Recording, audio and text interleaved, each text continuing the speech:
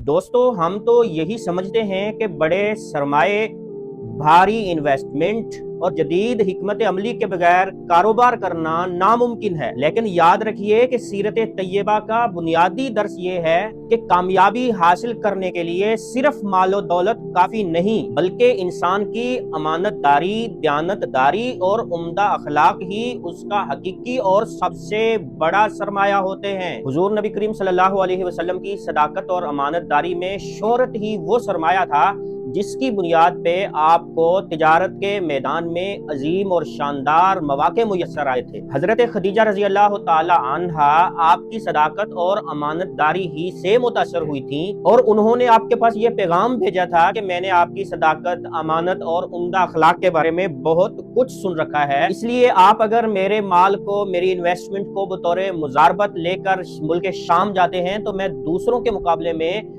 आपको दुगना मुआवजा पेश करूंगी। हुजूर नबी करीम सल्लल्लाहु अलैहि वसल्लम ने जब इस पेशकश का तज़किरा अपने मेहरबान चचा से किया तो उन्होंने मुस्कुराते हुए फरमाया, ये रिज़्क अल्लाह ताला ने अपनी बारगाह खास से आपकी तरफ भेजा है। सीरत के इस वाक़या से हमें कई अमली सबक मिलते हैं। पहला सबक, अक़द मुज़ारबा और अक़द मुशारका का फ़रोग़। इस्लाम में अक़द मुशारका और मुज़ारबा बहुत ज़्यादा अहमियत के हामिल हैं और यही वो दो अक़द हैं जिन्होंने इस्लामिक बैंकिंग सिस्टम को मॉडर्न वर्ल्ड में बुनियाद फराहम करने में अहम किरदार अदा किया।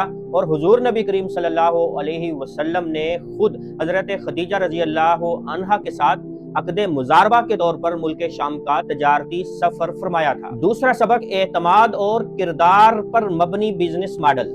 हजरत खदीजा रजी अल्लाह ताला अन्हा का हुजूर नबी करीम सल्लल्लाहु अलैहि वसल्लम के किरदार पर ट्रस्ट करते हुए अपनी इन्वेस्टमेंट हुजूर के सुपुर्द करना इस बात का पुख्ता सबूत है कि बिजनेस की हकीकी कामयाबी का ताल्लुक कसरत माल से ज्यादा इंसान के किरदार और अखलाक पर मुनहसर होता है। तीसरा सबक, मुशावरत और बुजुर्गों की सरपरस्ती। कोई भी अहम कदम उठाने से पहले अपने बुजुर्गों और उस फील्ड के माहिरीन से मशवरा लेना ये एक बेहतरीन सुन्नत भी है और कामयाब मुआशी उसूल भी। दोस्तों, इससे पता चला कि इस्लाम ने तिजारत और कारोबार को भी इंतहाई खूबसूरत अंदाज में अखलाकियात और दीन के साथ जोड़कर पेश किया है।